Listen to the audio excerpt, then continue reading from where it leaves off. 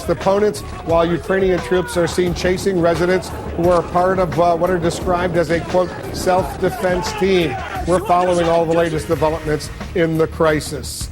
Russia has begun its largest air defense drills ever, about 280 miles east of the border with Ukraine, involving about 3,500 troops. The United States and the European Union have announced plans to freeze the assets of Ukraine's ousted president, and Interpol is reviewing a request to allow for his arrest. President Obama is calling a vote by the Crimean parliament to break away from Ukraine and join Russia. He's saying that's a violation of international law.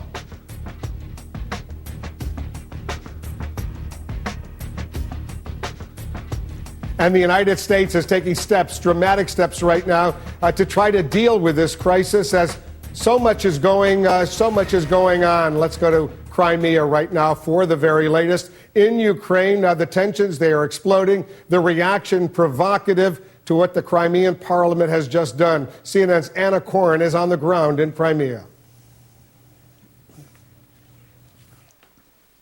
Yeah, Wolf, major developments here in Crimea, with the parliament voting in favour to hold a referendum that would ultimately decide whether Crimea breaks away from Ukraine and becomes part of the Russian Federation. Obviously an outpouring of international condemnation, but Wolf, I can tell you that the Crimean government and that the people that we have spoken to today are certainly not listening.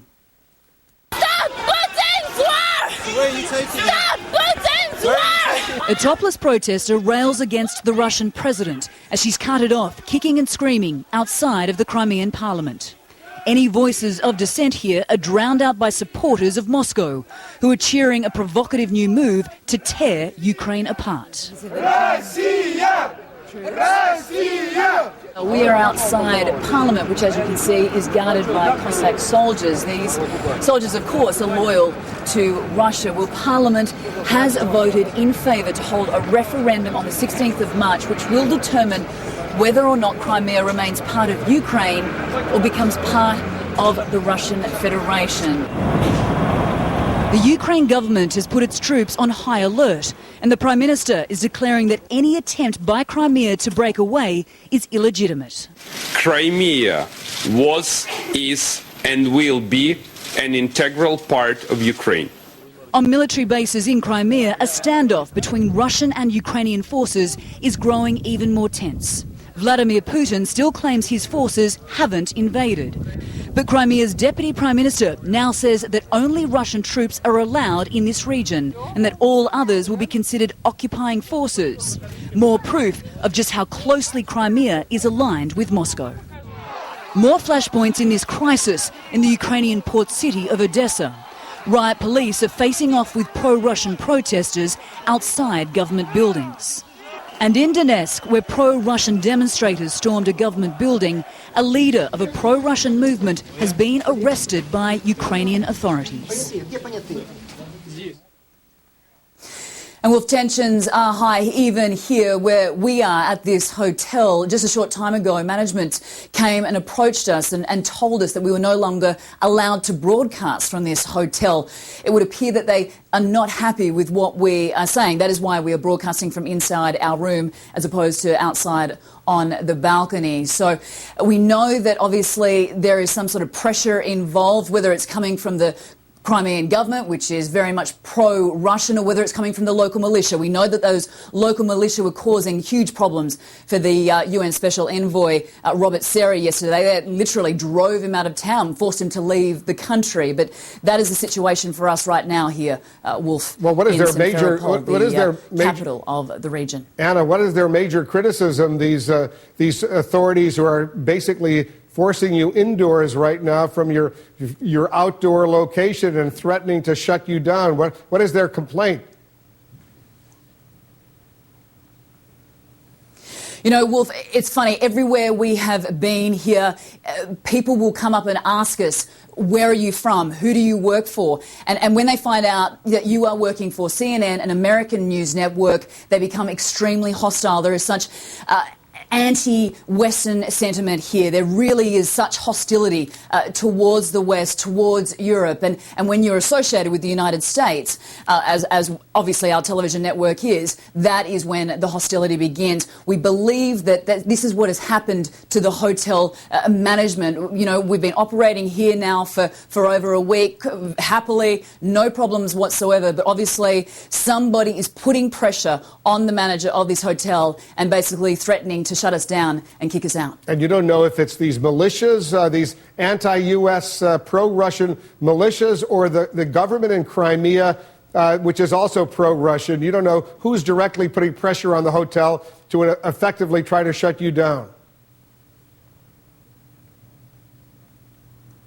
No, Wolf, we have no idea. It's just that management has told us to stop broadcasting. Obviously, we're going against their rules by speaking to you now, but it's really important to get this message out that pressure is being placed on Western media crews, specifically on CNN. You know, earlier today, as you would have seen from that piece, you know, we went out to a military base and there were lots of Russian soldiers. You know, we only heard from Vladimir Putin the other day saying that there are no Russian forces on Crimean soil. Well, that is completely untrue. And obviously, me just saying this would be upsetting the pro-Russian Crimean government as well as the Russians, who are obviously very closely aligned. So this is a situation on the ground that is happening. And, yeah, we can only give it to you in real time, Wolf, and report to you hopefully tomorrow. We'll still be here. Hopefully you will be. Be careful over there, Anna Koren, in Crimea for us. A very disturbing development. We'll check back with you. President Obama is taking new action against Russia while his Secretary of State is keeping up the effort to try to make diplomacy work. Let's bring in our senior White House correspondent, Jim Acosta, for more. Jim? Wolf, and another sign of just how fast-moving the crisis in Ukraine has become. The president made that surprise statement to reporters today on efforts in Crimea to join Russia, a development administration officials made clear all day long they firmly oppose. It was as if President Obama was trying to race ahead of events on the ground in Crimea, where pro-Russian lawmakers voted to hold a referendum to break away from Ukraine and become part of Russia. The proposed referendum on the future of Crimea would violate the Ukrainian constitution and violate international law. In 2014, we are well beyond the days when borders can be redrawn over the heads of democratic leaders. The president's brief statement backed up with assurances by White House officials. Judging by what the president said, this White House is not giving up Crimea in this crisis. Crimea is a part of Ukraine, the sovereign state of Ukraine. The administration also announced new travel restrictions on so far unnamed Russians and Ukrainians accused of playing a role in the crisis, plus a presidential executive order authorizing economic sanctions that could come next. As European leaders threaten their own sanctions may follow, Secretary of State John Kerry denied any escalation in the standoff. We want President Putin and Russia and everyone to understand our preference is to get back to a normality. Mr. Obama's handling of Russian President Vladimir Putin took another pounding from Republicans gathered at the conservative CPAC conference in Washington. We have long thought and said this president is a smart man. It may be time to revisit that assumption. But another fierce GOP critic, Senator John McCain, tweeted good remarks by President Obama today. Outside the White House, Ukrainians sang the national anthem and pleaded with the president to hang tough as their country's interim prime minister offered his own riff on a famous Cold War quote from Ronald Reagan. Mr. Putin, tear down this wall, the wall of intimidation, the wall of military aggression. White House officials are resisting Cold War comparisons between then and now, but argued the new chill in relations is getting through to Putin. Do you have any sense whatsoever that he is getting your message? He certainly is. And as for those sanctions, aides of the president know that Russian leaders are already talking about their own threats of retaliation. Asked about that, a senior administration official said, quote, frankly, That does not concern us, Wolf. All right, Jim Acosta at the White House. Developments continuing to unfold. Still ahead, Russian troops there. Staff General Richard Myers, he's standing by live.